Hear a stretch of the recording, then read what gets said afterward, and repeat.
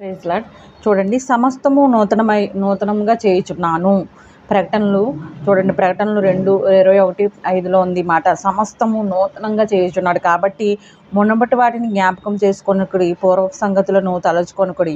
ఇదిగో నేను ఒక నూతన క్రియ చేయుచున్నాను, ఇప్పుడే ఇది మొలుచును, మీరు దాన్ని ఆలోచింపరా? నేను అరణ్యంలో త్రోవ కలగజేయువాడను, ఎడారిలో నదులను పారజేయువాడను. ఆమేన్. చూసారా, ఇప్పుడే ఒక నూతన క్రియ మన కొరకు చేయి. దేవునికి వందనాలు సమర్పించుకుందాము, కృతజ్ఞతాస్తుతులు సమర్పించుకుందాము.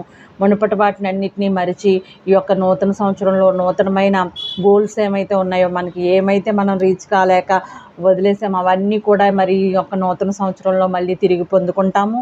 అలాగే మన యేసయ్య కృప మనతో ఉంటుంది. మునుపటి వాటిని మరిచిపోయి ఇదిగో సమస్తము నూతనంగా చేయుచున్నానన్న దేవుడు మనకున్నాడు.